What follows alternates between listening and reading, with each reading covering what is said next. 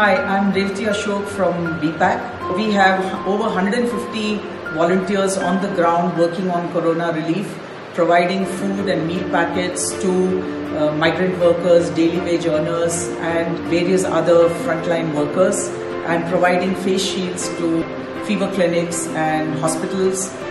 Do donate generously.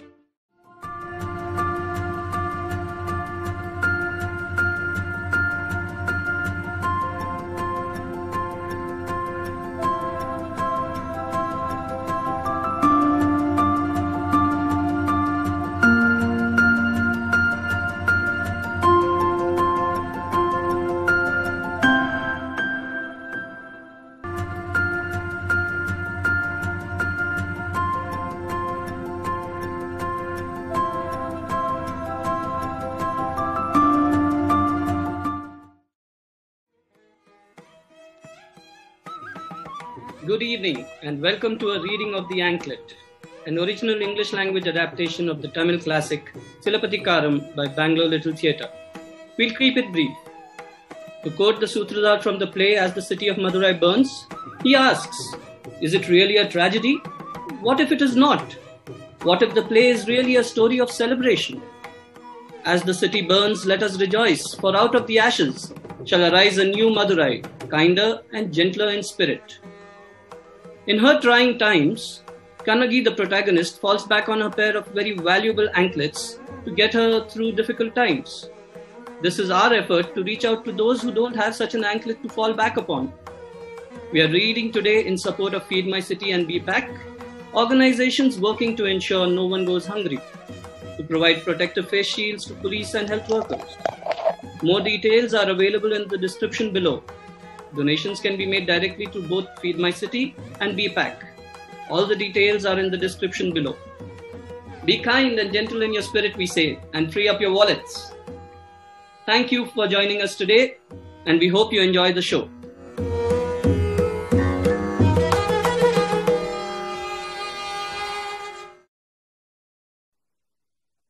In the dark, we hear the sound of hand cymbals used in ritual worship. The lights increase slowly to reveal Nati seated down center, with her back to the audience playing the cymbals. Above her is seated the Sutradhar, also with his back to the audience. He holds an Aarti lamp in his right hand, a bell in his left hand, and concludes the puja to Ganesh, the elephant-headed god invoked for the auspicious beginnings of events. There is a glow on the cyclorama to suggest a sleeping city. When the lights come on, we see the full stage, which is mostly bare. Aarti concluded, the narrators rise and return to the down center area, place the Aarti tray on the floor and talk to each other as they wait for the flame to go out. It is almost time. Is everybody quite ready? Everybody off stage, everybody out there in front, and the two of us here waiting for the lamp to give us lead. I have been thinking. I know what's on your mind. I know that you know. Look at that flame leaping up. Do you think it's alive? Do you think it knows? It is after all a descendant of the sun, from which all things living derive the substance of life. It must have a life of its own. It surely has a mind of its own. Did we really light this flame? Or did this flame light the fire in our lives? Look at it. Do you see it dancing in celebration of this evening's performance? I see anger and fury in the dance. You're right. A dance of joy at the start, short-lived, followed by a dance of pain, then the fury, the death, the destruction. The great city of Madurai was reduced to ashes. It had to be done. The city of Madurai was purged of all its sins. Cleansed of all its stains, you could say. The corrupted disc wiped clean and made ready for reformatting, you could say. Euphemisms all. In truth, it was death and destruction for a city that had it coming. And there was no way that the Council of Gods could save the city. They were compelled to act. It was hard justice brutally delivered. And Kannagi... I don't think we should do it. Not this evening. We could lose our jobs. We are supposed to do what the script asked us to do. Yes, I know all that. But the script was written what? 1800 years ago? And the writer's not there in the audience watching the performance. But how can we just... And one more thing, more important. What's that? Look out there. What do you see? Do you see people who look like they know the story of Silappatikaram and the transformation of Kannagi into... Don't. You can't reveal the end before the play has even begun. You must not spoil it for them. You can be sure they know the story of Silappatikaram and the transformation of Kannagi into... You know, it's a well-known story. So there must be other ways to present our story to an audience like this one. All right, educate me. You see, when you play a tragic tale like this one... I have you there. What do you mean? There are those who believe that the story of Kannagi is a tragedy. They go to drama schools and read Aristotle and study Greek drama, and they think they know all about tragedy. You're talking about people you know? So you can look at the story of Silappatikaram as tragedy and play it as tragedy as you think tragedy should be played. The end clearly known to all the players and audience alike, and the paths to be taken by the characters, predestined, predetermined, the course of events set to their actions, and the actions set to their events, all charted out in detail with no chance of deviation at any point of time. You took the words right out of my mouth, only it sounds more elegant coming from you. The complete transparency of the tragedy makes it possible to start at the end. Or at any point. If it is to be a tragic tale, what if it is not? What if the play is really a story of celebration? As Ilango Adigal wanted it, or as we wish to have it? It doesn't matter, does it? He has given his play and gone away. We are here now to give a audience a performance. And go away. Not without leaving something behind. A joyful thought? A message of celebration? Camouflaged as tragedy. All right, have it your way. The end scene shown at the start, but not the end of the story. All right, it's yours. But the epilogue is mine, and that stays at the end. And that will be? We shall see. We begin? We begin. To the lamp then. The great city of Madurai was punished by the gods. It was in accordance with the prayer from Kannagi. The piercing pain in her heart, cloaked with insurmountable anger, had made her seek justice from none other than the god of fire, Agni. Only the truly pure and innocent are spared, little children, animals, the feeble and the chaste, like Kannagi herself. The city could make a fresh beginning if it wished to, when it was ready. And now, to begin at the beginning. To begin at the very beginning. Kannagi, a lovely young maiden, is given in marriage to Kovalan, young, handsome, wealthy. Kannagi is from a wealthy family herself, and in accordance with tradition, brings a good part of that wealth into the new household. A lovely couple made for each other, they said. A loving couple too. Until he sets his eyes on the exotic dancer and courtesan Madhavi, the one with the long laughing eyes and the petal soft skin. It has begun.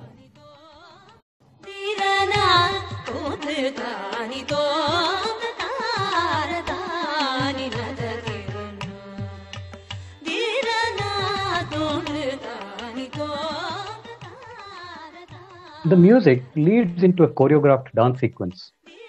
A small group of dancers has a ring of men seated around them. Among them is Kovalan. After a short opener, the dancers withdraw, leaving Kovalan and Madhavi alone. They are drawn to each other.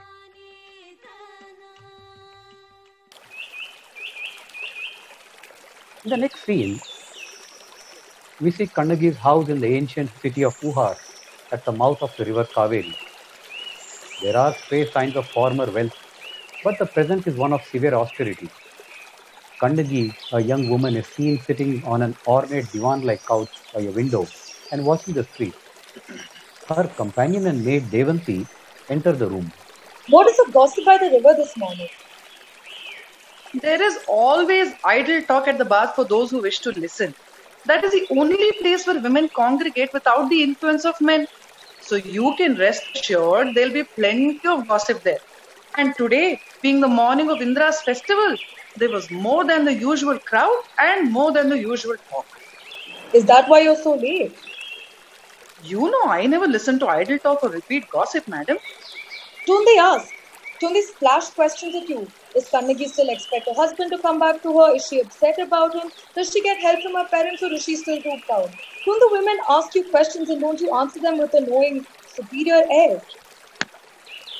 You know, I would tell them to mind their own business. But let me ask you, madam, if you will permit me, what is the matter with you today? You seem a little agitated and not your usual self. Is it noticeable? Can you see? I had a strange dream last night. What was it about? I dreamed that my husband and I were united once more and that we went on a long journey. We reached an ancient city, and while there a great calamity befell my husband, and ever so many things happened, I cannot remember them all. And then I met him again on top of a lonely hill in the company of angels and flew away in a heavenly chariot. It was so vivid while it lasted and seemed so real that I was frightened. It took me a second to realize it was only a dream. What time of the night was it when you had the dream? Almost morning. Then you may find yourself realizing the dream after all. It may be sooner than you think. But I'm upset about that journey. It was a strange city and the calamity to my husband. Your husband, madam, was reunited with you, was he not? That is what matters. I have every reason to believe it will come true soon, if not immediately. And for the rest of your dream, I suggest we go and bathe this evening in the sacred waters of the temple tank, and the evil effects will be washed away. No, if I cannot win my husband from another woman's nest by my love and constancy, or protect him from evil by the power of my chastity, divine intervention is of little use, and I shall not seek it for that purpose. Whether you choose to invoke divine assistance or not, I think you're going to be united with your husband very soon. Do not raise false hope to cheer me, Devanti. I've had many dreams in the past and you have always interpreted them to my advantage. And I have sat by this window and watched the street eagerly awaiting his arrival until my eyes hurt and my poor heart ached. And my misery was all the greater at the end of the day. All dreams are false. I must not even sit by the window anymore. What I am telling you now is no dream. Madam Kannagi, listen to me. I met a friend of mine at the river and she told me that I don't want to hear it. I don't want to hear it. How often have I told you to not listen to vulgar stories and to not repeat them to me? But I would not repeat them unless I knew I should, and you would be pleased to hear them. Ever the tease. Alright, have your way. Tell me what it was you heard. Our Lord Kovalan and that woman Madhavi went to the seashore early this morning and were heard singing duets. At first he sang. Is that your report? I will have none of it. Are you against me too that you torture me with such cheap gossip? This story will end well, madam, even if it does not seem to begin well. I cannot stop you. Can I? Go on then. He sang a love song. It was about a pining for a woman he had lost, and Madhavi listened. She has always been afraid that he might leave her someday and return to you. She thought perhaps he was thinking of you. A quick remedy was needed.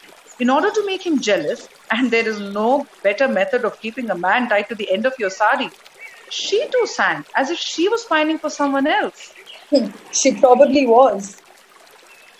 No, madam. Though Madhavi is a dancer by profession, she loves him truly. And in the depth of his heart, he knows it too. That is why it is so much more difficult for him to leave her. But wait, do not turn away. Let me tell you the end of the story. I wish you would get to the point directly and leave out the needless detail. Well, this is what happened. He was so annoyed at her singing that he left her abruptly. You know what men are like. Big bad moods over small matters, working themselves up to a state over nothing. And yet, they expect us to be forgiving at all times. Many a times has he left her in the past, only to return before he could reach my doorstep. But this time, it is different. When he left her so suddenly, Madhavi did not know what to do. She thought he might perhaps be waiting for her in her house, and she hurried there. Not finding him there, she sent him a letter and a garland of jasmines through her maid. She met him in the street. He was distracted and in despair. He was abusive. Let us simply say that he called her faithless and untrue. He refused to read the letter or receive the garland. Is it all true? Or are you saying things merely for charity? Give me the truth directly rather than the sweet words covering the bitter core. It is the truth, and there is no doubt about it. There has been talk of a break between them for some time, but I didn't want to say anything until there was something definite to tell you. I thought he was a lover of the arts, especially dancing and singing. He was. It was her dancing that attracted him first, and afterwards, it was the very dancing that he objected to. He would not have a public exhibition of her charms. He dreaded other men being captivated by her face and figure as he had been himself. When they talked about her in huddles and made up jokes about her, it made him angry and jealous. Do you think he will come to me now? Do not answer merely to please me. I do not wish to be humoured. I ask you to tell me what you really think. He will come. And when he does, do not lose him again. Tell me again that you speak in sincerity and not in jest. He will come. Mark my words, he will come. And if he does not? And if he does? Oh Lord, you've answered my prayers at long last. You've lent me your hand. My pleading has not been in vain and I'm grateful. This is the moment I've been waiting for. He is here at last. Who is? He, of course, our master, your husband, madam. I have no master on this earth. And as for my husband, I lost him years ago. I'm a widow for all practical purposes. That you certainly are not. Your head is not shaven and the beautiful uncombed black locks fall over your shoulders with customary grace. You do not wear white. The string that was tied around your neck on your wedding day is still there. And the man who tied it is even now waiting at your door, rubbing one foot against the other in impatience. Perhaps his impatience is not so much for me as to return to his mistress. It's the festival of Indra today, is it not? The god of fire might have kindled a new flame. He may want to surprise her with another piece of jewelry, another one of my ornaments. Tell him I have none left. Tell him my arms and neck have remained bare. My ears and nose have not felt the weight of precious stones for long, and the string around my neck about which you talk so much is of no value to her who's managed without it all this time. Tell him I have nothing more to offer. Do not be hard on him, madam. He is thoroughly penitent. There is misery written all over his face. He has not come with the glib excuses. If you reject him now, you will lose him forever. How dare he cross my threshold? Humble but pure, bringing with him the sense that woman is pasted on him, wearing the clothes tainted by contact with that woman's bed. His heart may still be there, hankering after new ecstasies from that woman's trade. Perhaps she has no more need for him now. She's found someone better, wealthier, and the wretched man who was once my husband has nowhere else to go. That's why he's here. Send him away. Madam, you know that is not possible. Yes, Madhavi loves him with a woman's heart. True, she has taken all his wealth from him, but is only to protect him from his own foolishness, for he is quite capable of losing it all on the maddest ventures. True, she might not have given him up. truer still is the fact that he is here.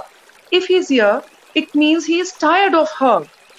The moment of her misfortune is a turning point of yours.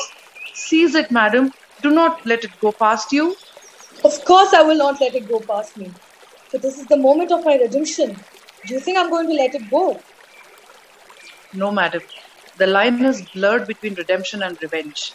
This is the moment of fulfillment, of victory, if you like, but certainly not revenge. It is the end of your long and lonely vigil and the beginning of joyous days, calm and serene. Being wise, you must be generous in your moment of victory. Women are gracious by nature. It does not become us to be vindictive with our husbands. How many nights have passed when the moon shone bright and the galaxy of stars shed their divine light on this miserable earth? I've sat alone in the moonlit parlor and watched the billows at the pebble shore. How many nights have I pined for a husband while he was in the arms of another woman, afraid of my thoughts, ashamed to meet people? How many days have I spent inside in this miserable room? How often have I sat by the window and watched other husbands return from far-off lands with their wealth and fame to their waiting wives? And yet, you want me to forgive him? Yes, dear child, if I may call you that. I call you madam by custom, but I have been your nurse and companion in your loneliness, and a mother in your silent grief. I have stood between you and the malicious gossip of the outside world, just as I have blunted the full force of your sorrow, even from yourself, in making you proud and unbending. Please listen to me now and be guided by my words. You are a woman. Your heart may bleed with pain over and over again, but there is nothing you can do. You may call it fate, but it is our duty to suffer in silence, to curse fate and offer prayers to the family God. You may shed tears of sorrow, longing and bitterness, but you must accept any happiness that comes your way in all humility. In truth, I do not know. I'm confused and frightened. What if he leaves me again? What if it's nothing but a trick of hers, a cruel prank to laugh at my suffering? Do not be unduly anxious, madam. The story of their quarrel is quite true. When he left you the last time, you were young and artless and trusted him blindly. But now you should be able to keep him, for your beauty is no less than hers, and you have the advantage of being his wife. Enough of your cheap advice. Do you think I will demean myself by practicing tricks that smack of a public dancing girl? Do you want me to be like her? Not tricks, but arts, artistic skills. Women folk must perfect the skills to keep our husbands from straying. I shall never stoop to methods that proper women folk have pulled on womankind. You are proud, madam, but not very wise. May I bring him in before he chooses to depart? If you bring him in here against my will, I shall lavish on him all that is stored up over the earth. All anger held suppressed. Yes, do that. But afterwards, lavish all your stored up love too. Abuse him by all means, but abuse him to his face. At this distance, with the door shut, he cannot hear your words. And my unschooled repetition of them before him will not compensate for the sincerity and the beautiful ringing tones of your voice. Yes, abuse him. Do not let a single detail escape your notice. Tell him all that you think, and even more than what you think. Make him feel thoroughly miserable, ashamed and abject. But in the end, forgive him graciously. A man with a bad conscience may relapse into his old habits if you let him harbor it too long. Is he really miserable? Tell me, does he look ill? He tells me that his misery can be obliterated by the sight of your face and his wounds healed by the balm of your soothing words. I've waited for this moment so long, oh, ever so long. Seated alone on that unsoiled bridal couch, I've imagined playing the scene over and over again. I've worked on the script in the minutest detail. Each syllable and inflection, every pause and thrust. I knew he would return, one day a beggar at the doorstep. My greatest pleasure would be in rejecting him, to make him feel the same loneliness and the shame and indignities heaped upon me. Now the moment is here, but my plans have deserted me, and I'm confused. I don't know what to say, what to do. I thought I was strong and unbent, but I'm weak like any other woman who weeps over losing a husband to the wiles of another. Tell me what to do, Revanti, but let it be in keeping with my dignity and pride and love. Your dignity is not lost in accepting your husband when he returns with remorse for his past, madam. It is your sacred duty. If you say so. You will see him then? Must I not? Let him in. He must not come in with you looking like this. Comb your hair and straighten your sari. You do not want him to suspect that you've been pining for him all this time. Let your grief not be too evident. Replace the spot on your forehead and I will get you some flowers. Hurry up, Devanti. What if he gets impatient and leaves? It will not do him any harm waiting a while. After all, you have waited 5 years. I'm so happy. Control it, madam. Do not be too spontaneous. Keep your anger in balance with your happiness. Deliberate and measured in correct proportions to suit the moment. Keep a firm hold on your emotions. A little sarcasm followed by anger will be quite proper. And virtuous indignation interspersed with a few well-chosen sobs. And when he is really miserable, a final melting away in a flood of tears and love. That is what will make him your slave for a long time to come. As if emotions can be measured in bushels from bags of rice.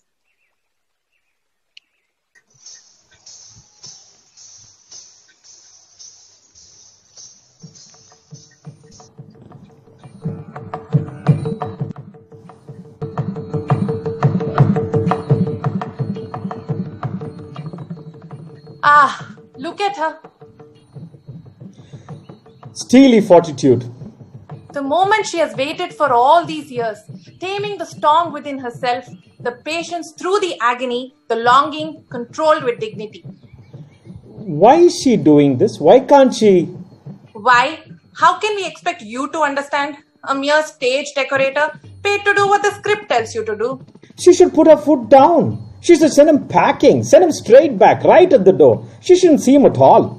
What do you know about womanhood? All that is beautiful and divine in the feminine. It will not do. Ask the feminines there in the audience, not in this day and age. There. Give Kannagi a chance to show what she's capable of. Give the modern slogan shouting critics a length of rope. The only thing she should actually do. You go deeper into your own character by putting yourself into the other's role. Bhasa, circa 3rd century AD from his Science of Dramaturgy. You are getting me confused. Should Kannagi see Kovalan or not? She has a mind of her own. Should she forgive him? A mind of her own. She has a purpose. So does the playwright not have a purpose? Let it go with the flow.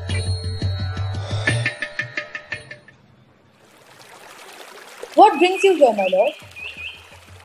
A guilt-ridden conscience and a broken heart. Repentance for folly, remorse for the past. Love reawakened for a neglected but dear wife, dormant so long but never extinguished. And empty hands. I can see the empty hands. I cannot expect you to feel the anguish in my heart.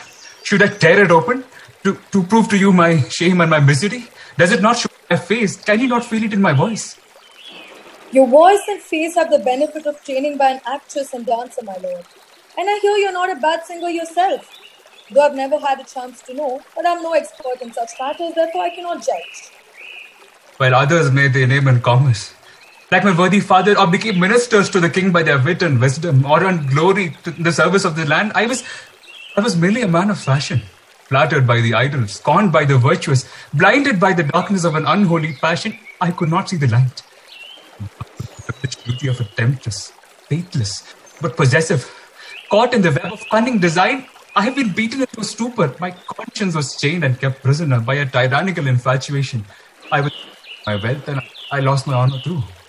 If your mind is as confused as your figures of speech, it's best that you go back. I have come to you a broken but wiser man. The cobwebs of the mind are swept, the drunken state lifted, the confusion cleared. Morning light is sharp and piercing, my mind is awakened to a pervasive sadness. Forsake me now. This is my plea.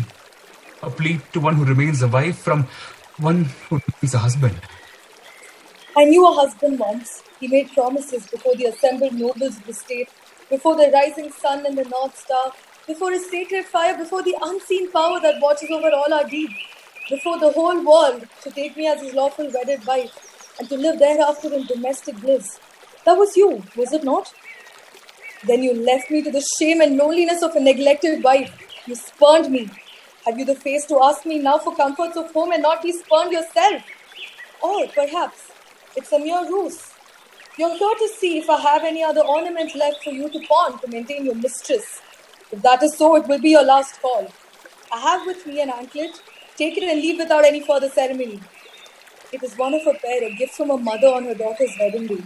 She said I was not to part with it except as a last resort to save my life or that of my husband's.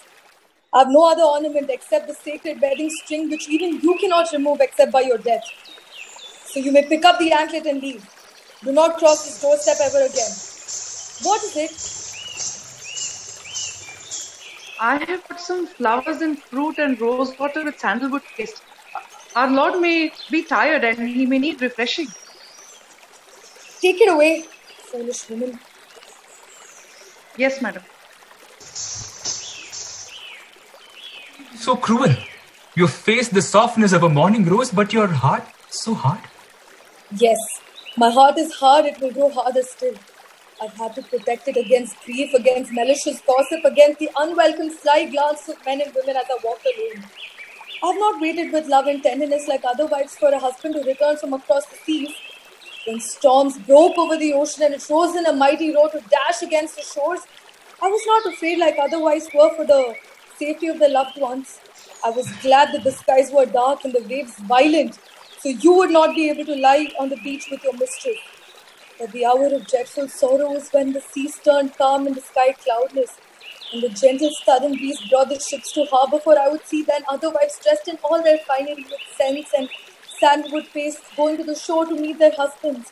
It was then I cried, for I had no husband to welcome. My own remorse has pierced my heart 1,000 times more deeply than all the cruel words you can muster and hurl at me. Quite rightfully. If it were possible to retrace my steps, I would do it gladly, even if it cost my life. Past can never be retraced or obliterated. It is made never to be unmade. I merely ask forgiveness for the past, pity for the present.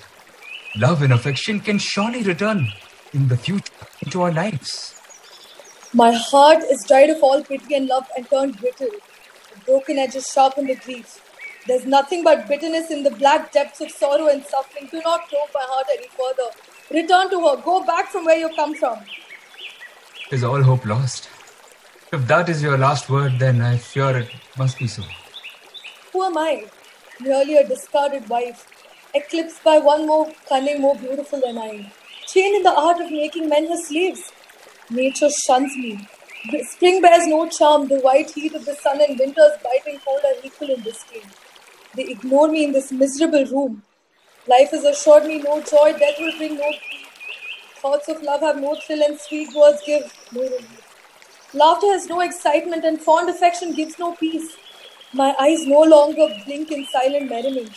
My bosom holds no warmth, my heart no pity and my mind no hope. I feel only the acute pain of parting and separation and bleed even at the touch of friendly hands. That is the woman I've become. Can you love such a woman after one such as Madhavi? Torture me all you wish. Aim your darts into my deepest wounds. Only relent and let me stay, for I love you deeply. Still. If we were to be reconciled and seek a life together once more as man and wife. Do I see hope? Or is this just another cord to keep me suspended? I said if we were to be reconciled. If so, we must purge ourselves of the past and start afresh. Clear our minds of all poison that has overrun our souls. Reveal to each other the deepest wounds. Expose the venom to the light of each other's searching eyes and expel it for all time to come. Only then we can start a new life, protecting each other from our weaknesses, making allowances for our follies, guarding against evil that is inherent in us all. I must understand the peaks of your folly and you the depths of my shame. Only then we can lead a new life, untamed by the crimes of our heart. Listen then.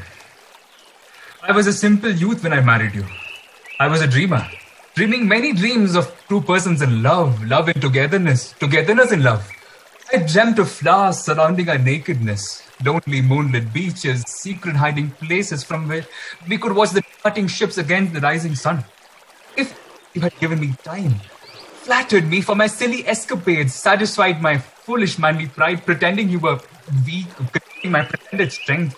I might have to what you wanted me to be in time. But in your tender wisdom, you chose to be a taskmaster, a very hard one. You wanted to be greater than I was. I yearned for a woman to love and to protect, to feel superior to and to please. It was me. You were the exacting leader. I, the reluctant follower. Then, but at the first opportunity. And the dancer Madhavi was the first opportunity. I am ashamed to admit it. Yes. Tell me, how did you get to know her? Do you insist on rubbing in my folly? Can we not bury it? If you survive living in folly so long, you can surely bear recounting it for a while. I want the truth, not a fairy tale. Tell it boldly with your newfound manliness. When I left our home that fateful evening, there was not the faintest trace of the whirlwind that was to carry me away. On the way to the garden, I saw a... No fairy tales. I heard the king's drummer announcing the inaugural performance of a new and accomplished dancer named Madhavi in the halls of the nobles and the presence of the king himself. I went there intending to spend only a few minutes. I came out well after the end. Hours later, my senses were stung by her charms, as were those of many others gathered. All reason had been enslaved by her seductive art. The king presented her a garland which clung to her bosom every moment of the evening. When it was offered in auction, I bought it for 1,008 pieces of gold. A tribute to her art, I said. It was rash, but it was rapturous. Didn't you know the custom that when you bought the garland, you would become a lover? I was weak and I was possessed. Life with her was going to be of service to the noblest art of dancing, I thought. My life was going to be full of music and poetry, I told myself, in a higher plane. Oh, what a fool I was.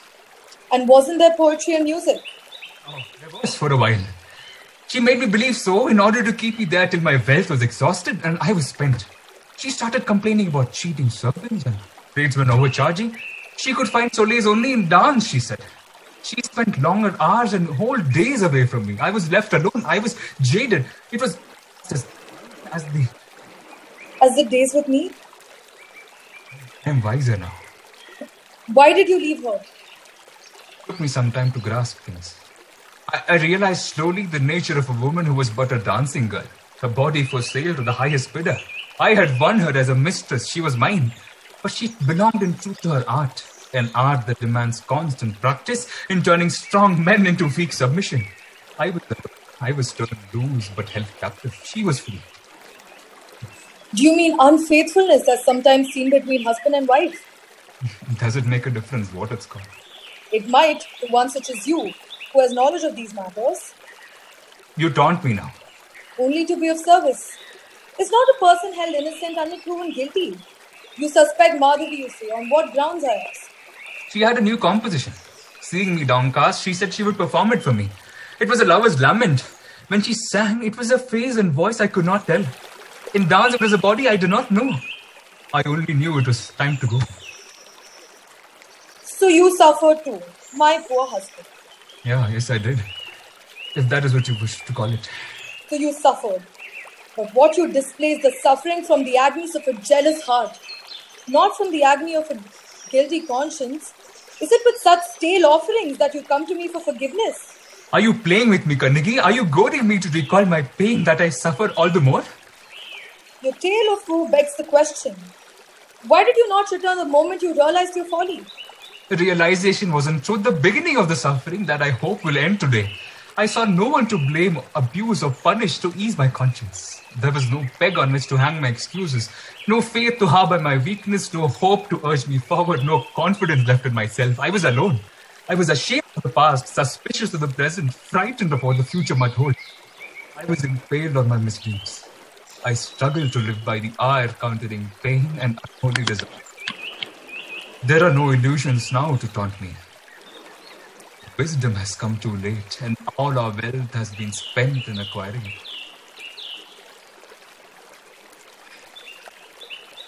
Devanti? Devanti? Did you call, madam? How long are you with those refreshments?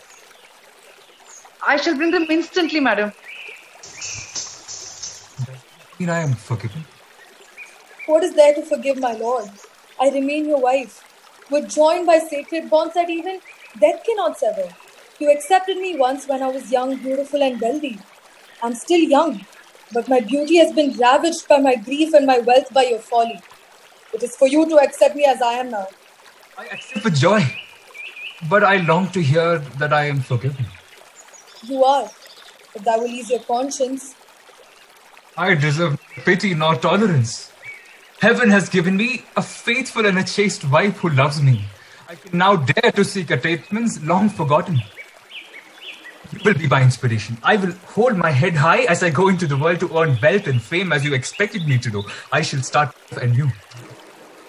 The names of our families are known and respected across the seas. But we've lost our links. We cannot afford to live in this city anymore, to be talked about in whispers, laughed at in secret, humoured by our friends and patronized by our blood relations. The names of our parents must not be dragged in the dust. We can wipe away the past, you and I. It is but an incidental memory, an unhappy burden. We cannot afford to carry the load all our lives. Let us leave this accursed town and start afresh elsewhere. You once spoke of the ancient city of Madurai, the city famous for its learning and its wealth. But it's far away, my lord. No place is too far away, if we choose to put the scene of our misfortune behind us. How can I, the only daughter of a merchant prince, go wandering by foot into strange lands in search of wealth? How can I leave my home, a happy and loving family? Do not be afraid. I shall work hard.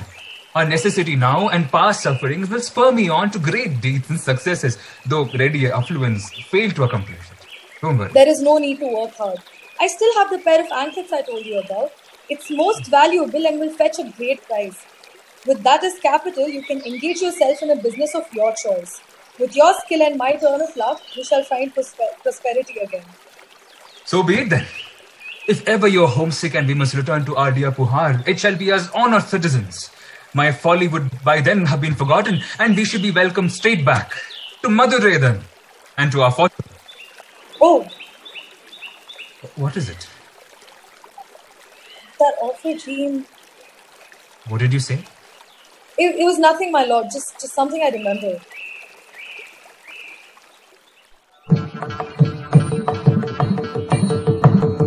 Wipe away the past we can. Together you and I now leave behind accursed clothes, step lightly with our love restored.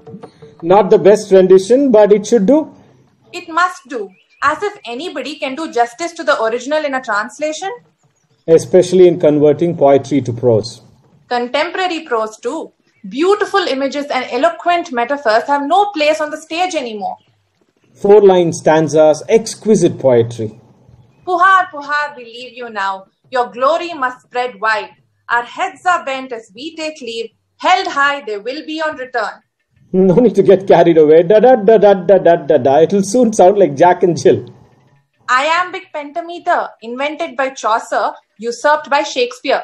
You remember him, of course. It was 1500 years after Ilango Adigal. That will do. You see, ladies and gentlemen, Ilango Adigal didn't merely tell a story in verse. He set it to tune. It was an operatic composition to be sung, to be really enjoyed, to be heard as music, to be really understood. We would love to tell you more about the original, but there's that much that you can do in one evening. Put it into the program. Let's move on. The scene describing the journey away from Puhar is one of the most beautiful compositions in ancient dramatic literature. What a journey that must have been. From the city of Puhar at the Kaveri Delta to the city of Madurai in the middle of the great South Indian peninsula. A good 2 weeks on the road. Or more. And on foot. Don't forget, there were no roads then. It was mostly cross-country. First the hills.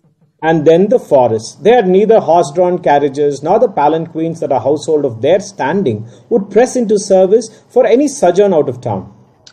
Kovalan and Kannagi chose to walk all by themselves. Their only company was the faithful Devanti. Done? Can we get on with the play now?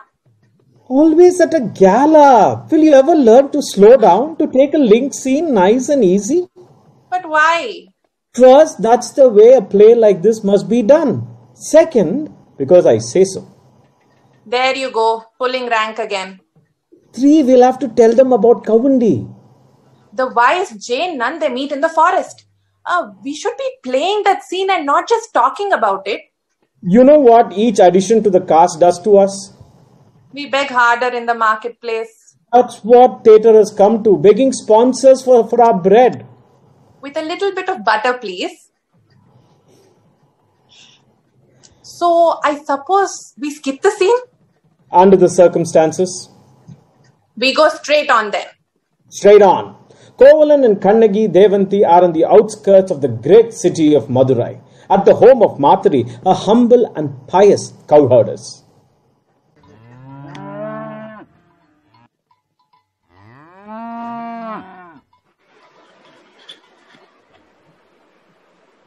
Are you rested enough? Did you sleep well? You're from the richest in your land. The comforts we can provide are very few. If you can ignore the atrocities of a peasant's home, we'll be very happy to share our little joys with you. You give away the fat of the milk and butter to the rich in the cities, but you keep the lean strength of buttermilk with you. I can give all the buttermilk you need, dear lady. I'm a stranger to you, and yet you've taken me into your home and ministered to my every need. I've shared all my thoughts with you, my past trials and my future hopes and fears. You are more than a mother to me. I've not shared these secrets even with her. Too ashamed, I've run away and she knows not where I am. It is not uncommon. We can sometimes tell the most intimate secrets to a stranger, while it seems unthinkable to repeat them to loved ones. The stranger takes you as you are, while the loved one judges you by the past. But do not be afraid. The secrets are well concealed in me, as in the innermost recess of your own heart. To provide us with shelter alone has been extremely kind, but you've given comforts and solace for my mind as well. My body broken by the hills and forests no longer aches. Mind and body refreshed in a newfound peace.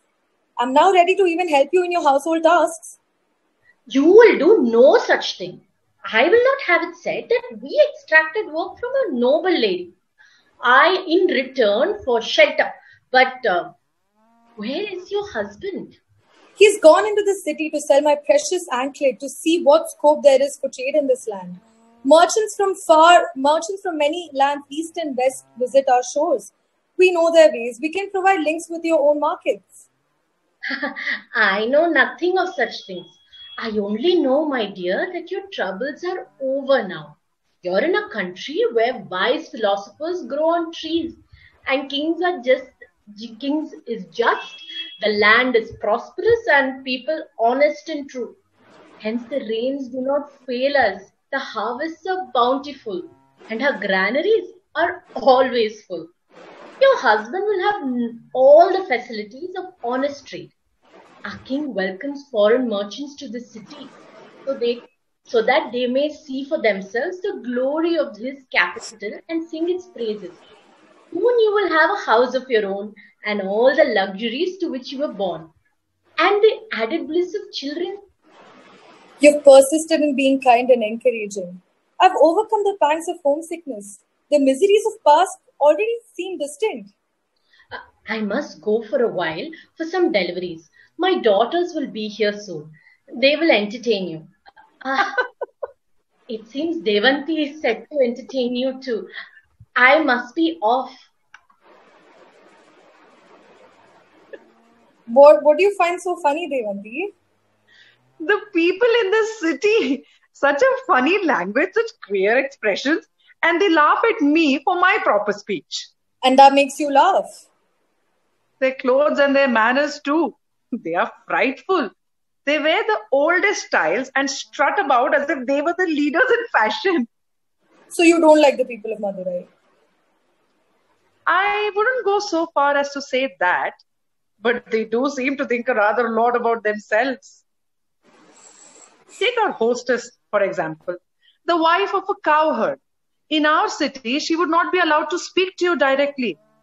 And yet here she is, treating you as one of her own kind.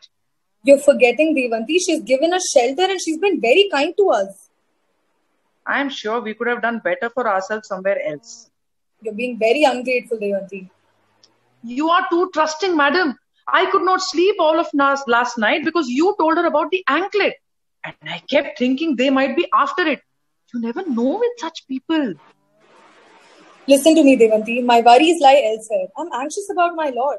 He's upright, brave and honest, but inexperienced in the matters of negotiations. He may be easily cheated. He is more than a match for a room full of these foreigners. He will easily manage. He can teach them a few tricks of their own trade, whoever they may be. It is so late. He should have been back long ago. While I wait, I see evil signs lurking everywhere. The oil in that lamp has gone dry. The flowers he gave me have faded. The fruit given to us just this morning have gone stale. All these are signs I find difficult to ignore. Evil signs, madam? These are merely the result of passing time. The lamp has gone out because your dear hostess failed to replenish the oil. The flowers faded in the heat of the city, and the fruit was overripe even yesterday. Do not look for danger where there is none. Your husband will return safely. It's the dream. So much of it is unfolded so far in such detail.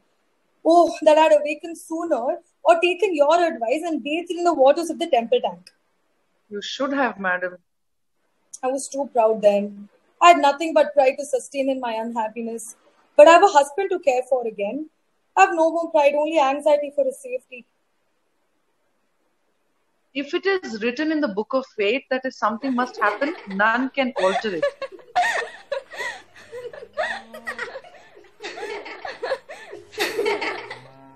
I hear the laughter of girls. Mathari's daughters are here to entertain you. Go out and watch their dancing and forget your cares. I'll join you soon too, madam. Do not cause my lady any more unhappiness, O God. She has suffered enough. Give her peace of mind and much needed domestic bliss in this quiet retreat. There are rumors afloat. Let him return in safety, unharmed by the strange ways of the strange people in this strange city. Is this the home of the cowherd where Kannagi stays with her husband? You? Here?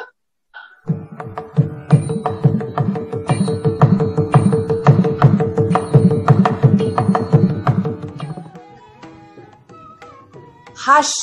She's in prayer. We are at crossroads here. Should we get on with the story of Kannagi? Or should we take a diversion, a small but interesting side excursion?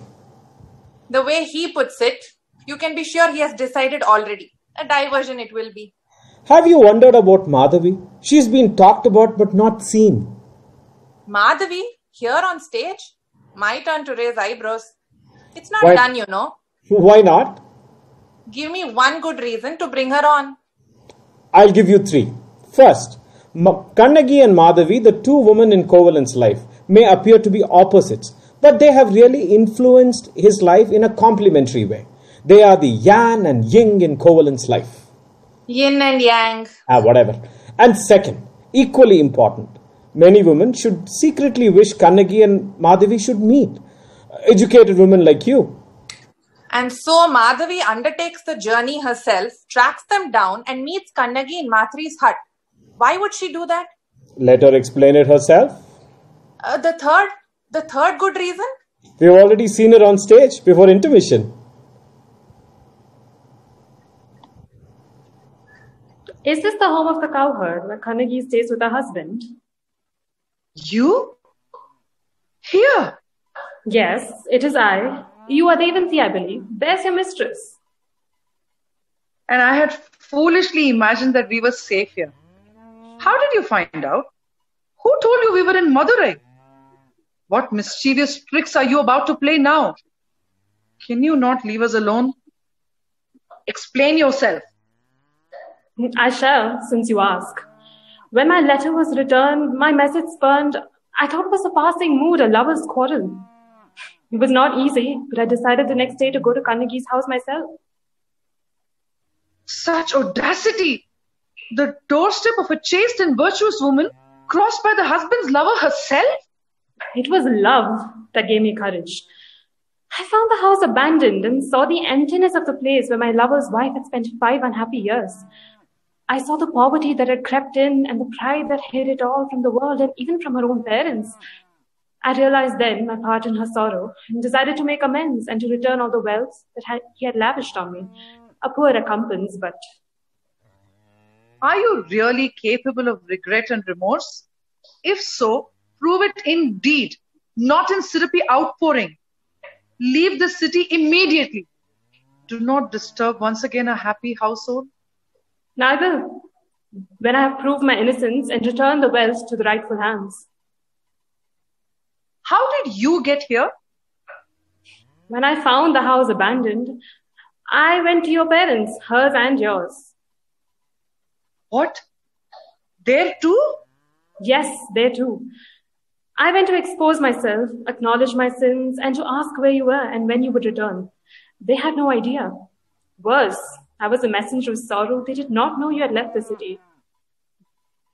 You carry sorrow like an infected vermin. Is it not time for your riddance? I carry a fate too. I had to follow it.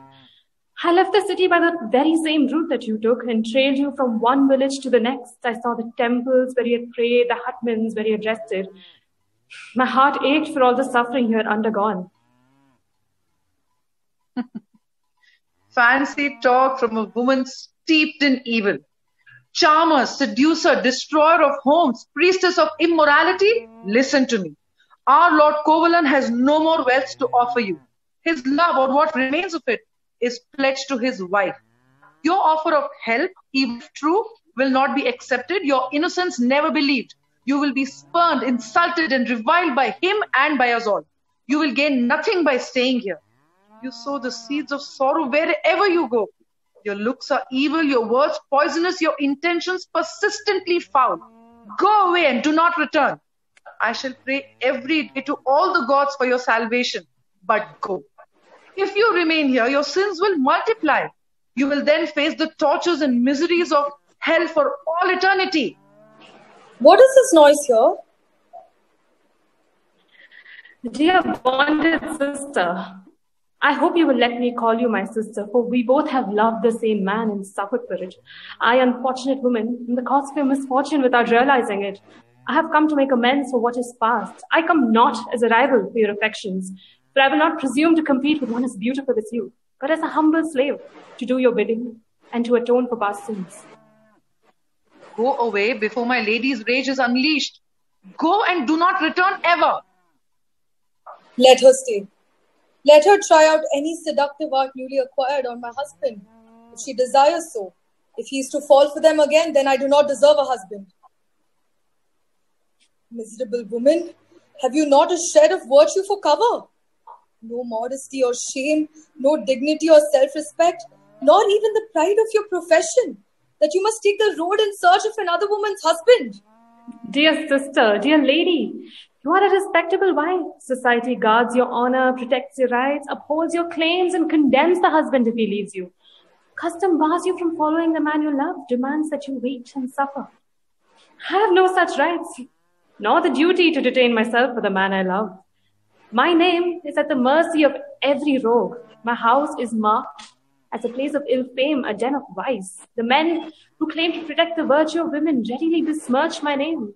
Though I practice the noblest of arts, no one dares or cares to protect my chastity. What protection did I have when my husband deserted me, squandering all his wealth on you? Your wealth was not protected, but your honor was. Listen to me a while, and then condemn me if you will. You married him by the wish of your parents to the chants hymns presided over and blessed by Brahmins.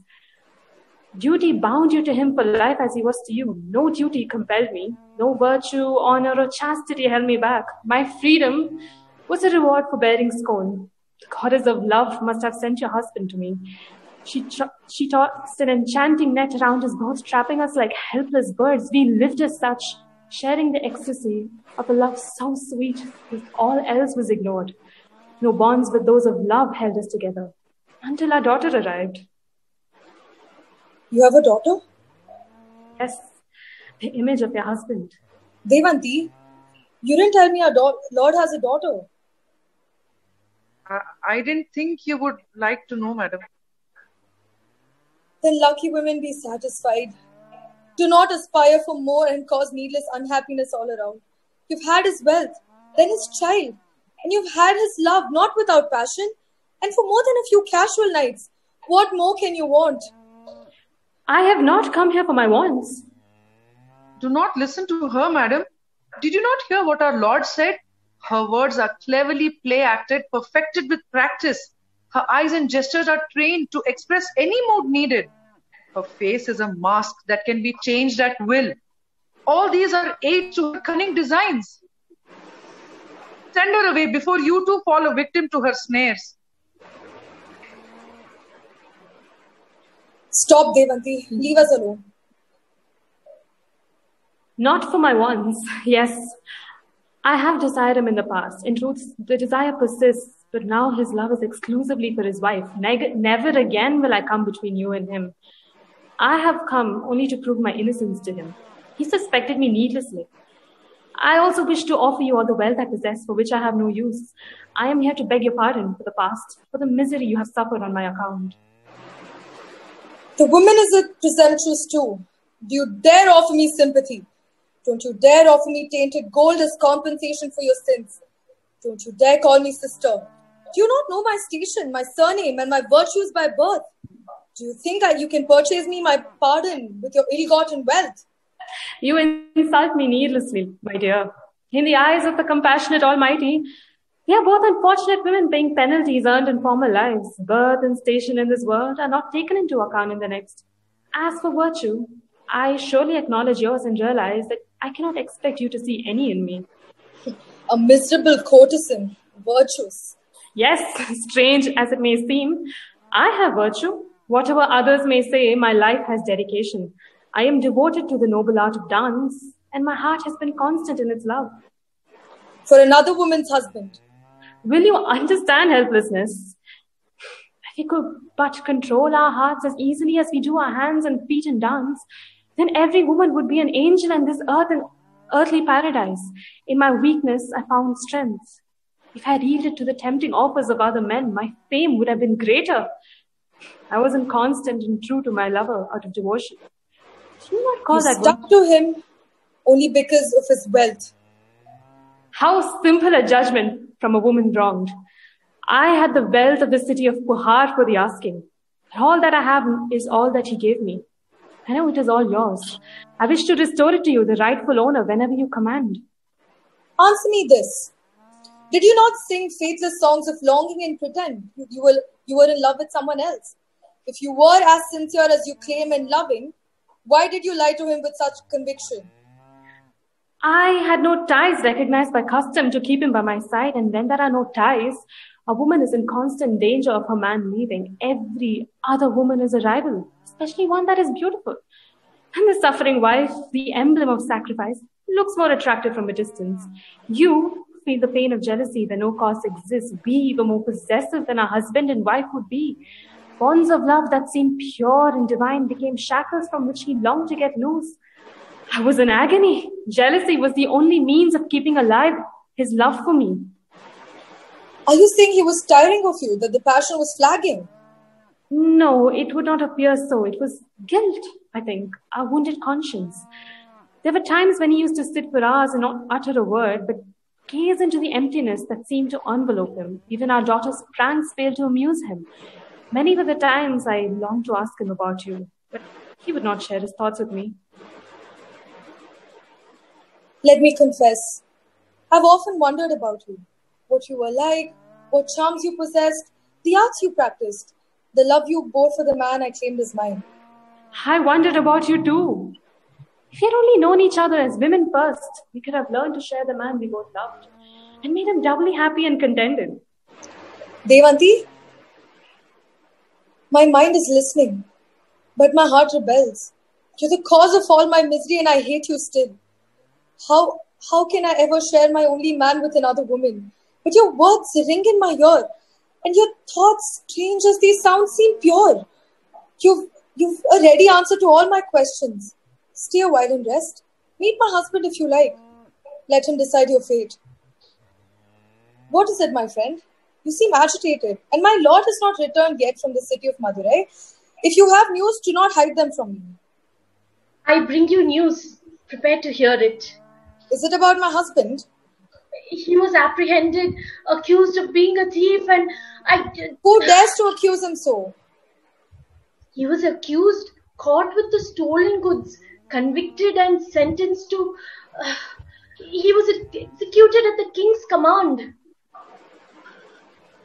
Do not listen to her, madam. I shall go and myself and find out. I'm sure there is a mistake. It cannot be. Who told you about this? Did you see the execution? Did you watch the trial? What proof do you have? How do you present such a dreadful tale as a matter of fact? How I wish it were not true. How much I wish that my tongue had been cut off before I repeated it. I should have died on my way here rather than bring such a sorry pain to end your happiness for all time. But I fear it is true. My husband. My lover, my life. How did it happen? How did you know? What else do you know? When I left some time ago, I met my husband in the streets. People gathered and talked of this unusual theft by a stranger. How bold he had been and how angry the king was that his queen's precious anklet should have been stolen. Anklet? Queen's anklet? That was what we were told. A stranger approached the king's jeweler and offered for sale the queen's anklet, saying that it was his wife's and they had come from a far-off land in search of a new life. The jeweler reported it to the king, who sent his guards immediately to recover the ornament and punish the thief by instant death. How did you know it was my lady's husband? It could be any stranger from any town. We heard it talked about again and again. The repeated description of the stranger and the anklet were ominous and led only to your lady's husband. We went immediately to the jeweler's house where we saw... Oh, I cannot bear to say it. Please tell us what you saw. The heart once broken cannot be further damaged. I saw it there, before me. It was your husband's body bathed in his own blood. The head severed by a cruel axe had rolled away, and idle spectators were walking past, talking of a thief and his punishment. Is the king's jeweler so vile, the king so incompetent, his guards so foolish that they cannot tell a thief from a noble, honest man? My husband, you left me once for another. For whom have you left me now? Which heavenly angel has enticed you to another world? And is this unjust king a mere accomplice in such an act?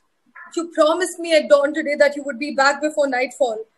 For how many sunsets shall I wait for this time? You left me for your wedded wife.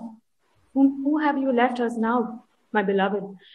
You would not hurt a single enemy in your life. Why did you choose to hurt us in your death? Felled by a mere assassin. Why did you venture out of our home? Simple-minded to be tricked by the very first stroke you met.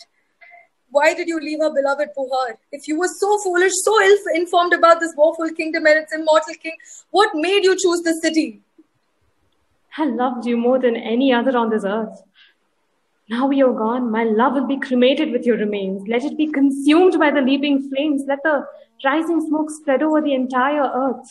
Through your love, I shall learn to love the universe. My feet will no longer dance to the gay tunes that once attracted men. My body will not cast distracting thoughts by its gait. My eyes will not carry on a silent conversation as bait. With all this put away forever, I shall serve all living beings. My dear ladies, we all suffer with you. Is this the fabled land of hope and glory praised in song and verse, where philosophers abound, where the land is prosperous and the rains do not fail?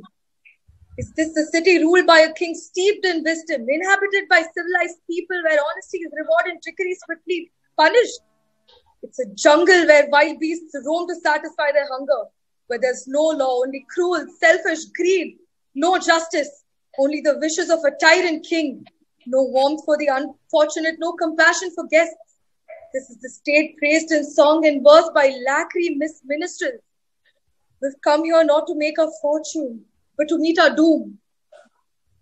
My dear lady, we're all grieved that such fortune should overtake you. I'm doubly grieved that you should meet your wretched fate under my roof, but your anger, though natural, may be unjust. The anklet was a queen's, they say. No one else had the wealth to own such an ornament. Ignorant woman! Do you dare to suggest that our Lord would stoop to such tricks as practiced only in this kingdom? In the land where the sacred Kaveri flows, nourishing the land and nurturing its peoples, there are 1,000 merchants more wealthy than your miserable king. What cruel destiny, what manner of sins committed in our former life, what retribution for unavenged wrongs, which God that we failed to propitiate have driven us to this cruel fate, I know not. This woman here, my friend and protector, who gave me shelter in a friendless city and welcomed me with open arms, even she suspects my husband. The title of thief repeated by the ignorant, confirmed by the king's execution, sung by minstrels hired by the king will stick to his name for all time. But I shall defy them all. I shall prove to the world he was innocent. I do not recognize his death. I proclaim before all present here that my lord was innocent and was done to death by foul means. I swear that I shall restore the truth from the web of falsehood before the sun descends tonight. I kneel before my God in submission, but my prayer is a demand. I expect you, O God, to attend me swiftly. As a chaste and virtuous wife, equal in love and sacrifice to all the heroines of holy books, I demand that the heavens should give me proof of my husband's innocence.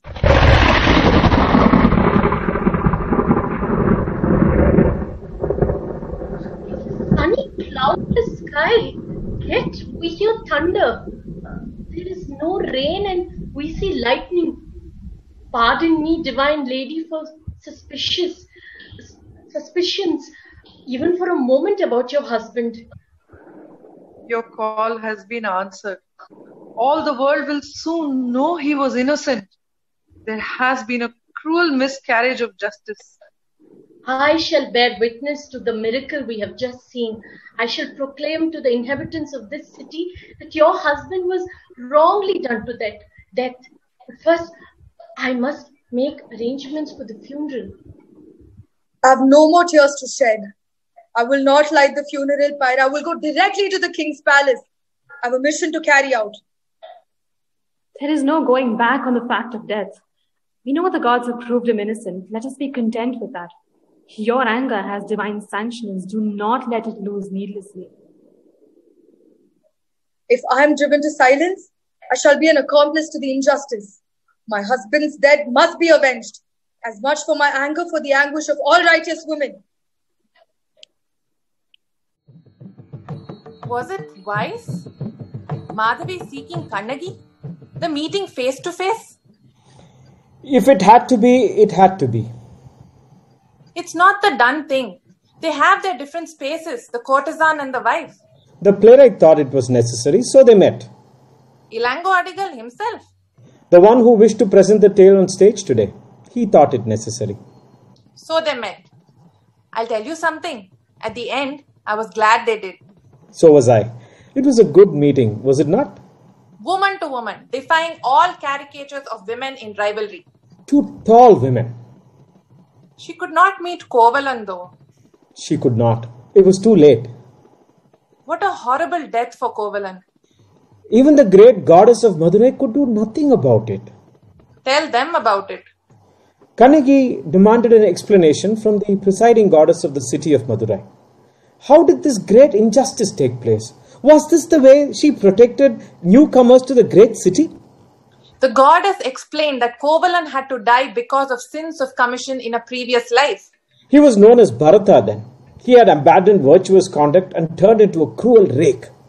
Bharata had a merchant called Sangaman beheaded, a totally rash and unjust act.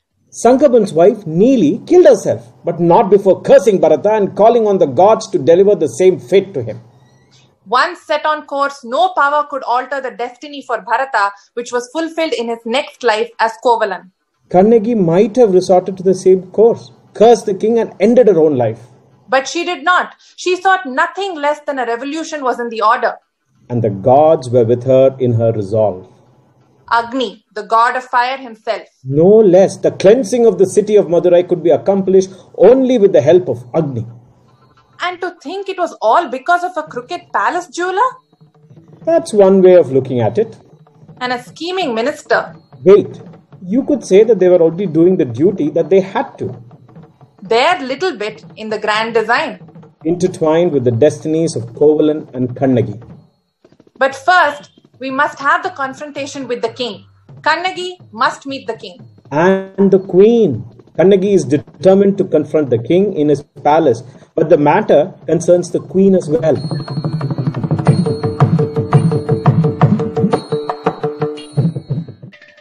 When did I see this gentleman visitor last? Let me count the hours, days, weeks, or is it months? I know, I stand accused. I have neglected a household duty, but not abandoned it. Not any household duty. But the all-important one of attending to the queen at sunset. And after? You are so full of the cares of state that you have no time for a mere queen. It is said that you are the unchallenged lord of this land, that your enemies tremble at the mention of your name, that you are so wise and just. The wild beasts in your forest do not molest men on legitimate business. I have so often heard your poets declaim your slightest wish as the supreme desire of your subjects. Your thoughts are their commandments, your will is law. And yet, is not your time your own? The work of a ruler is never finished. There is no one to whom I can delegate my authority. I alone am responsible to God for the acts of those who govern the land, for they are carried out under my name. I have to remain above all, but remain within reach. In the moments you spare for me, your mind is preoccupied. You hear my words without listening. Your conversation is distant and half-hearted. It will be hard for you to understand, my dear. My task is severe and demands.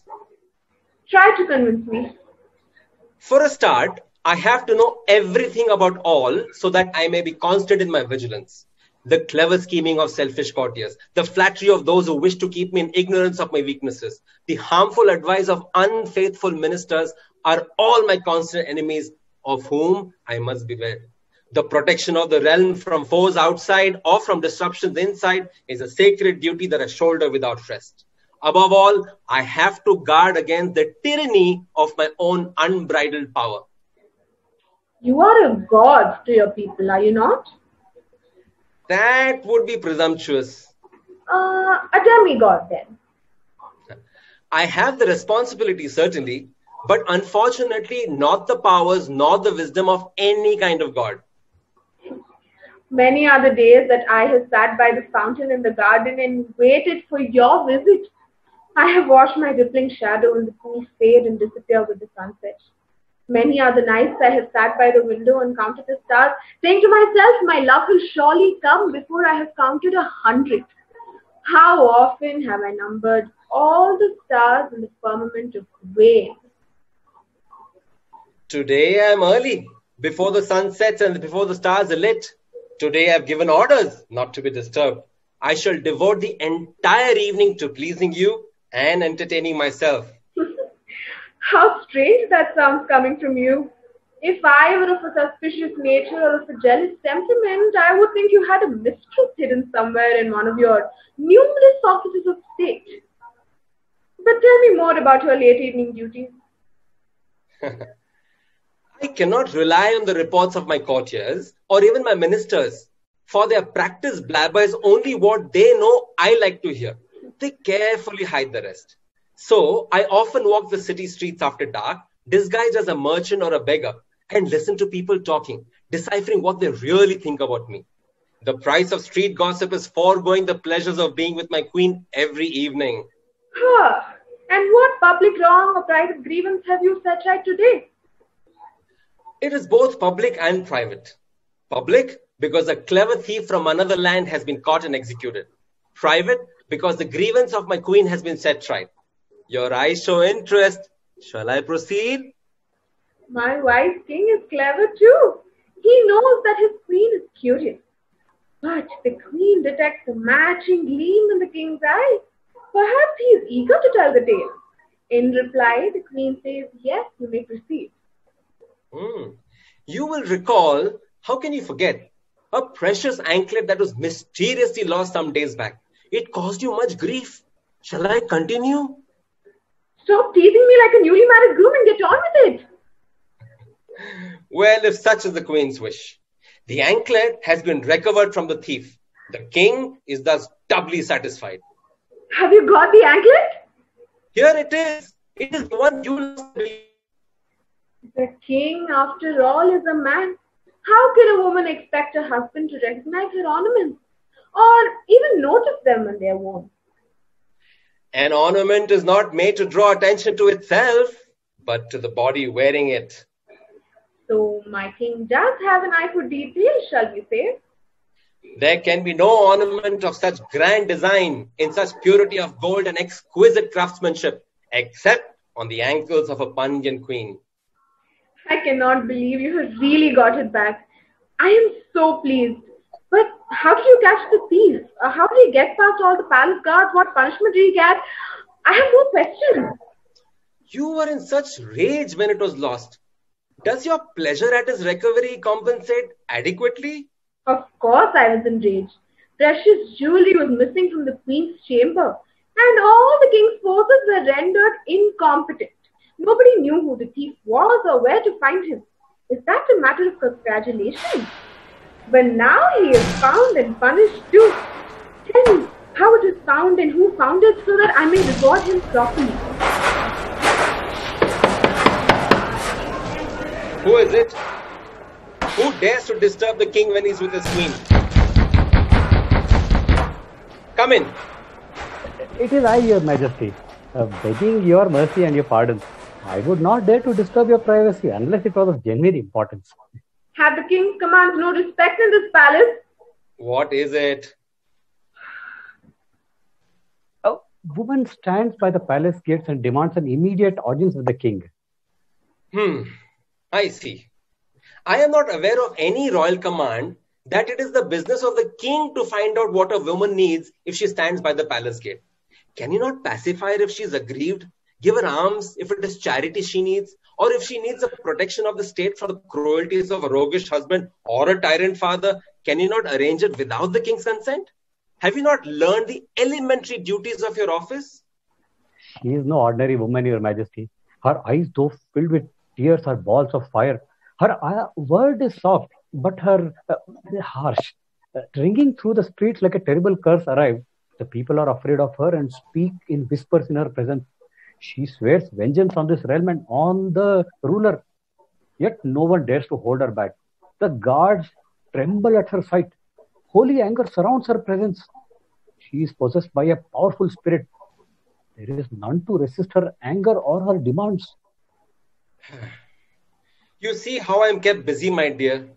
A distracted, unhappy and probably mad woman chooses to raise her voice and the minister of the king is struck with fright.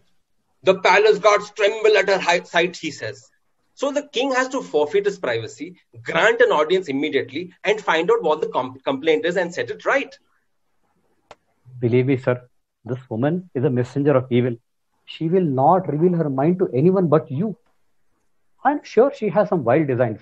That is why I have come to you to ask for your advice. The minister is supposed to advise the king, I believe. There is a convention in this state to that effect. And yet, you come here to ask for mine. Has your mind been emptied of all experience and wisdom that you do not know how to act? You do not answer. The verdict is empty. Bring the woman here. Let her say what she wishes in our presence. Do not see her, your majesty. Give me the order to imprison her or at least send her away beyond the borders of our state.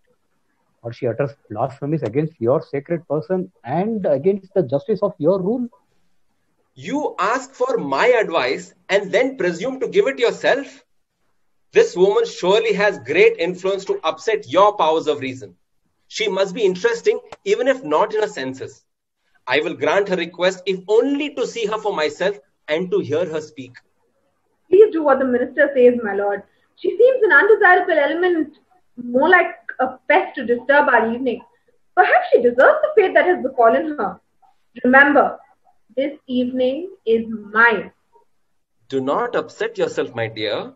I promise you some unusual entertainment. Strange things have been happening in the city, sire. It's a disturbed state. All work has been suspended. The merchants have closed their shop. The craftsmen no longer ply their trade. The chatter of the women by the riverside has ceased. The Brahmins chanting their hymns have fallen silent. The Buddhist monks whose eternal calm is never disturbed seem perturbed today. All are apprehensive of what they do not know. They dare not talk aloud. They stand in groups in the public squares or in the streets and exchange signs and whispers. Only thieves and rogue characters go about boldly, while honest men are nowhere to be seen. There is panic everywhere. No reasons given, no complaints made, no one accused. The air is full of sorrow, a feeling of impending doom. All this because of one woman who stands at the palace gates? Yes, Your Majesty. Her words are arrows piercing the hearts of men. Her rage is a fire that consumes everything it falls upon. Men follow her in a trance with fear but reverence, ashamed of themselves. For she accuses them all of betrayal. Yet, unable to resist her fiery presence, they gather like moths around her. You proclaim she is evil, but imply she is divine. How is that possible? If she is a heavenly spirit and brings a curse upon the city, do you think we can avoid it by imprisoning her? Yours is not the counsel of a minister. Advice should be given after calm consideration of all factors involved without emotion or passion clouding judgment. You do not appear fit to advise now. You are driven by a fear of the unknown. Your Majesty, this is not a case that can be judged without fear. The woman inspires nothing but fear in all around her, uncontrolled, unrestrained. She walks the streets like a fearless, unconquered foe in an alien land. Please let the army deal with her. My friend, the army takes charge only when the ministers are bankrupt of all wisdom and justice cannot be enforced by law. But what madness is this? A woman comes to the palace gates and demands justice from the king, and the minister of the state requests that the army should deal with her. There is something mysterious in all this. If her demand is just, she shall have it fulfilled, whatever the cost. I shall see her immediately. No, my lord. I should not see her? Do not give her audience. You will have to give me a reason, a counsel wiser than the ministers. I ask as a queen. The king seeks a reason so that his people know him as reasoned and reasonable. It was a dream. The queen had a dream. That will be the preamble to the king's verdict before a woman out of her senses is put away. Call it a vision then, a premonition, a woman's intuition. This woman may be the face of ruination. I beg you, listen to the minister. All men must act by comprehension. A king no less. What a woman senses, a man cannot always comprehend.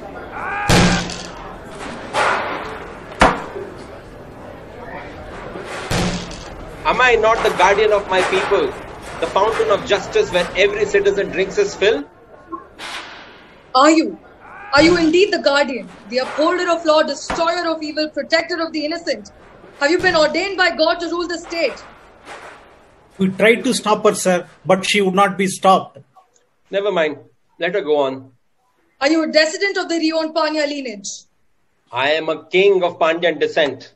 I am also a king by my own right, by the valor of my armies, by the justice of my rule, and by the affection of my subjects. Then why would you hide yourself in your wife's chamber when there is justice to be done and injustice to be undone? Why is your palace so heavily guarded, and why do your ministers show valiant effort to frighten me with foolish threats? Is this the justice of your rule? It is clear you are no king but a tyrant and a thief. You are not a stranger. You are not in the streets anymore, stranger. Casting a spell on a hapless mob. Be careful how you address the king. accusing the monarchy with arrogant utterance? Young woman, it may be that you're distracted. You might have suffered at the hands of some foul villain. But that is no cause to accuse us of being tyrants. You will receive justice if you deserve it, and any wrong shall be set right insofar as it lies within our mortal power. However, if you desire justice from the king, you should show the respect that is due to him. Your face appears noble, your carriage cultured. You speak from the heart, but your words are harsh. What is it that you desire? My husband was murdered wrongfully, and I've come to demand the justice that he failed to receive in your city, and to take revenge on the one who caused his death, the king of this land. That is no way to demand justice from a king. But still, explain yourself. Who are you? Where do you come from? Who was your husband? How did he come to die? What cause have you to burden us with his death? I'm the daughter of a merchant prince in the great city of Pohar. My name is Kannagi. My husband was Kovalan. We came to your accursed city in search of fortune. I had an anklet. It was an anklet of incomparable beauty and immense value in price and in sentiment. My husband took the ornament into the city to have it assessed and seek a suitable price for sale. He was directed to the best jeweler in the city of Madurai, the king's jeweler. Was it not our jeweler that reported the thief to the palace? It was, my lord. He recognized the anklet at once. He knew about the theft. He had presence of mind detaining the thief while the palace guards rushed to make the arrest. He was not arrested to be accorded a just process of inquiry as accepted in all cities and regions. He was charged, accused, and handed a verdict in the same breath. In the next, he was murdered on the spot. They called it delivery of justice. Is it not justice in your land to punish a thief? We regard it a grave offense. Unjust king, you did not kill a thief but an honest man, and so became a thief yourself. Your rash and foul utterance may be excused because of your grief, drawing on a patience as a mercy has no bounds. But your husband was caught with the anklet in his hands in a country where there are no thieves and no cause for thieving. Any infiltration must be exterminated quickly. Delay encourages rapid spread of the contagion. What proof did you have against him? The anklet was found in his possession. When questioned, he admitted to possessing it. By these words, he accused himself. That was evidence enough and more. Does that hold water in courts of justice in this wretched city? How does possession make one a thief? Does not the possession of stolen property make the possessor a thief and a villain? You make too many connections in too much haste. The queen to the anklet to the theft to my husband. What if the anklet in his possession was neither stolen nor the queen's? An ornament of such value could belong to none other than the queen. What if the anklet was mine? Impudent woman, the anklet was made by my jeweler who recognized it immediately. Does not the maker know his work when he sees it? Foolish king, do you think a thief clever enough to steal from your well-guarded palace would turn stupid overnight and try to sell a stolen ornament to your jeweler? The thief was caught with the stolen anklet, and that was that. What if the jeweler himself was the thief? The jeweler is an honest and trustworthy man. He has been long and loyal in our service. I see it clearly now. The jeweler, convenient accomplice in the crime, the king, the trusting fool, the minister, the master valiant of the act. If you do not mind your tongue, woman, I shall order you to be removed by the guard. Just as you stopped me from entering, I suppose. But let me ask the unfortunate queen now. When was your anklet stolen? About 10 days ago. 10 days. That was 9 days before we arrived on the outskirts of Madurai. There are ample witnesses. That is easy for a clever thief. He might employ other men to do the dirty deed. He might bribe the servants of the palace. Bribery in the palace of a Pandyan king. The evil influence of foreigners. He might receive the stolen goods outside the city, entering later only to close transactions. When did you find out about the theft? Who told you of it first? What action did you take? My jeweler rushed to the palace this morning, sought my audience urgently, and informed me that a man was waiting in his house with the anklet, wishing to sell it, the one that was missing from the palace. He knew it was missing. Had the jeweler been informed of the loss? Not by me directly. There has been no visit to the palace by him since the theft. The palace authorities must have informed him. I thought he had been informed by you. Blissful ignorance. Does the king wish to inquire now how the jeweler knew about the theft? That does not matter in the least, Your Majesty. The theft was known to all palace staff. The jeweler would come to know too. He came to you as soon as he saw the thief and the stolen ornament. What if he had not been informed by anyone? After all, he was not at the palace since the theft. He would know of the loss only by being the thief himself. Enough of your wild and reckless fantasies. The jeweler, like every honest servant to the king, was only being dutiful in reporting the thief. What did you do when you were told by the jeweler that the thief was waiting in his house? We sent our guards with him to locate the ornament, to make sure it was in the thief's possession, to confirm he claimed ownership of it, and then to execute him. The justice had to be swift. The leader of the guards will tell you the rest. The thief was waiting in the jeweler's workshop. See, the jeweler pointed him out to us. I went up to him, asked him to show me the anklet, which he did. See, and claimed it was his wife's. But I knew it belonged to the queen. See. How did you know that? As a loyal and obedient guard, conscious of my station. See, I have always looked at the queen's feet while I spoke to her, not at her divine face. See, I recognize the anklet, all right. Well spoken, my friend. Proceed. Did you charge him of the theft then? Oh no, I could not do that. Why ever not? Being on a mission to apprehend a thief? We are trained. See, we mix caution with the cleverness of action. We were forewarned by the jeweler that the thief moved suspiciously in the city. He was a stranger. See, he might be armed or have an armed band nearby ready to spring at a signal. So I played it cool, like see, and pretended to be sent by the king. If he was interested in selling, we could talk about the price. I said, I had to get close enough to see. You were not ashamed to kill a man without stating a charge, backed by proof? You struck a cowardly blow while his back was turned to you taking out the ornament. Is that how you'd maintain the honor of the king? What I said to myself too, lady, when I first saw the man. His face was straight. See, not the face of a thief. He told us of his folly in his native land and how he came to be in the sorry state of having to sell the jewel that belonged to his wife. See, but he was clever. See, cleverer than us. He had sized the stranger up. He assured us the man was a villain who combined the art of robbery with a clever tongue and disguise and warned us to see not to be taken in. What's more, being from a foreign land, he could be using magic. See, we had to strike him down before his suspicions were aroused.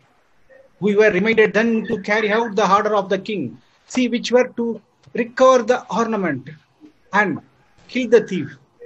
It's not for us to judge or ask why. The action of my guards might appear hasty at first sight, but they are to be lauded. The fact remains that the man possessed the stolen property and so had to pay the penalty of death. Now, woman, be satisfied that our rule is just. We should do what is in our power to alleviate your grief. For it is not our intention to punish the innocent needlessly. And we shall see that you do not suffer for the crimes of your husband. Alleviate grief? Can you bring my husband back to life?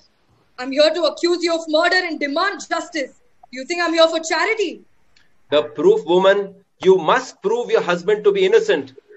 Why should I prove him to be innocent when you have not proved him guilty? Do not quibble with words, woman. He had the queen's anklet in his hands. The queen's anklet, did you say? Yes, happily it is restored to her. The queen's anklet. Let me see it. Here it is. Do you claim this as your own? Of course. A lie. This anklet was my mother's gift to me. I remember every line of gold, every figure, every stone that is set in it.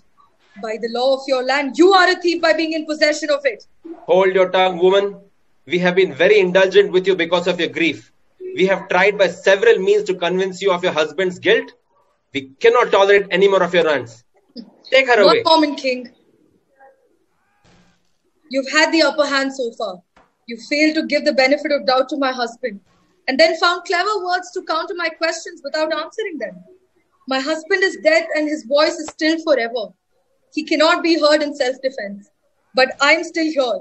I am bound by an oath. I swear on my chastity as wife and on the honor of my dead husband that this anklet is mine.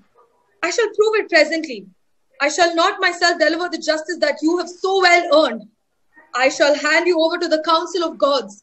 Countless generations will condemn you and your unjust rule as ignoble.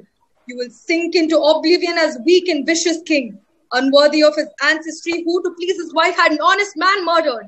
The proof! Or else you will suffer the same fate as your husband for your impertinence. What if I were to give you the proof? What will you do then? If you show us beyond the shadow of doubt that I killed a man innocent of his crime, then I too shall prove to you that though I have failed to rule like a king, I shall die like one. I swear by the honor of all my ancestors that I shall execute by my own hands the punishment of death on myself. Further, if I hesitate and delay the execution of my vow, may the gods themselves strike me down. My lord, what rash and senseless words are these? That woman is evil to the core. She merely takes advantage of your goodness. You are not obliged to listen to her. The queen's anxiety is well placed. I appeal to her to recall her own obligation to trust the king's judgment. You have spoken in haste, sire, in justified agitation. But this woman is possessed, sire. Withdraw your words before it is too late. My minister too? Then I'm assured that there is confidence in the land and the king's justice. Do not be afraid, my friend. If she does prove me guilty, I must die by my own law. But if she does not, then my fame shall shine all the brighter for future kings to follow. But if you should fail to prove your husband's innocent and my guilt, then you shall pay the penalty of being a false accuser of an honest man, being a traitor to the king, and being an arrogant rebel in pursuit of an ill-conceived cause. How can you be aware, foolish king, that the script for your imminent doom is already written? When you're dead by your own decree, there will be death and destruction in your glorified city. It shall burn for a fortnight at a stretch without respite. On the last day, I will meet my husband on a lonely hill and fly away with him in a heavenly chariot. Only then will the fire cease, for then my anger shall be appeased. Listen to her. These are the ravings of a mad woman who has lost her head. Let me take her away, your majesty. The crowds are gathering outside the palace in mischievous curiosity. They are getting unruly. Any further tolerance of this woman will be taken as a sign of weakness. It will result in rioting. There may be looting and arson in the fire the woman threatens. The proof! Where is the proof? The king is agitated now. He is no longer foolishly confident. He is afraid of those men, his beloved subjects as he calls them. He is fearful of the justice of which he boasts so much. He sees the sword of justice in his hand with two sharpened edges. This is an edge facing him. Suspicion is gnawing into his soul. Was it a mistake, he asks? Is he getting nervous? Where is the confidence now? His foolish boasts and the display of power. Do not think you can taunt me, woman. Whoever you are, good or evil, right or wrong, self-appointed priestess or the devil's agent, give me the proof. If I have made a mistake, if I have failed as a king, I shall still die nobly. Yes, poor man, you've made a terrible mistake and you shall pay for it, just as my husband did with death. Then let it be quick. I order you now not to keep me waiting any longer. Your suffering is my victory. Should I not prolong it for effect? What is the hurry? The proof, or I shall kill you with my own hands. You have a conscience after all. Though weak in judgment, you're not a foul. You are but a victim of your fate and your failure. Ignorant woman or ignoble, know this. All my life I have given my people justice that is unwavering and seen to be done. If I fail this once, I am prepared to pay the price. But I must be shown where I have failed. Must I beg you now to show me? When the bullying fails, you beg. You are now a worm that I can crush under my foot. Your death will neither be heroic nor epic as befits a king. It will not be triumphant as in the death of a martyred enemy. You will die a mere coward's death. If you will not let me have the proof, then we shall both die. The world shall know that I killed a woman. This is the anklet that you say was recovered from my husband. Yes. Is it not? It is. The stolen ornament was returned to me. What stone did your jeweler put inside to make your anklet jingle as you walk? I knew it. I half suspected it. Oh God, my God, save us. Let her be mistaken. Answer the question, my dear. What were the stones? Stones, my lord? The stones inside the anklet. The stones inside? Why, pearls, my lord. The anklet has pearls inside. Pearls. Miserable pearls that every peasant woman and fisherman's wife has for playthings in home. Are those the stones fit for a queen of Pandyan kingdom? Now pay attention, all of you. I call upon the gods of all the worlds and all unborn generations to bear witness to this act of mine. I proclaim that this anklet in my hand, which you claim is yours, has no pearls at all inside. I say it has only rubies of the purest strain. I should know. Here, do you see? The matching anklet for another foot. Miserable rulers of a wretched land, look again and tell me what you see. Precious rubies, red as the innocent blood you shed. Rubies the size of rosebud, found only in the blessed homeland, never to be seen in your court or kingdom. My king! My king! I am no king. I'm a villain. I'm a murderer. I must die.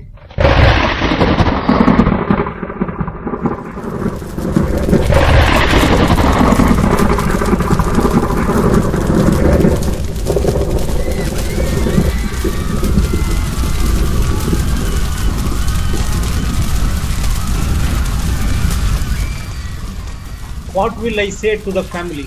I killed an innocent man. She was wrong. I knew as she approached me that she had a case. I knew when I saw the man, he was innocent. It was his face. See, he was noble and upright. I begged the king to send her away, did I not? Would he listen? All this could have been avoided. Avoided? Was it in your power? Indeed, for a start, it was he that killed a visitor from another city. I was carrying out orders. As a minister, you did not give the right advice to the king when he most needed it. The king, the queen, was it in their power to alter the course? Each of you did what you had to do. You were neither wise nor foolish, only faithful to your part.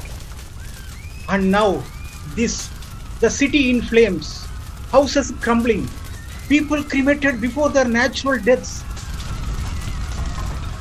At least we are safe within the walls of the royal palace. Are you?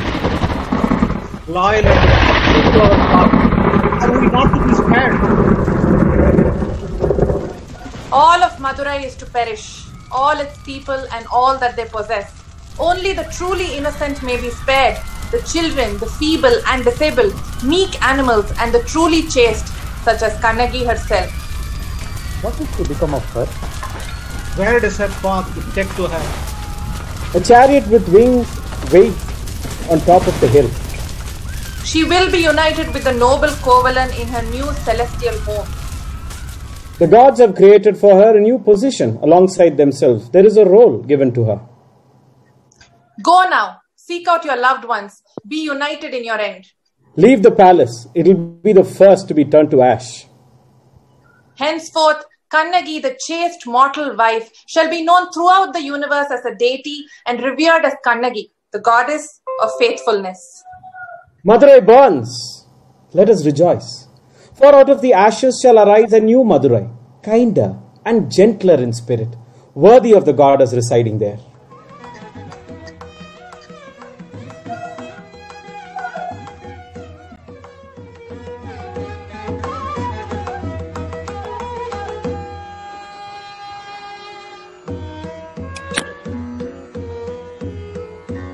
Thank you for joining us. We hope you enjoyed the show. Like we mentioned earlier, today's reading was the support of Feed My City and BPAC, organizations working to ensure human growth needs. Donations can be made directly to Feed My City and BPAC. The details are given in the description below.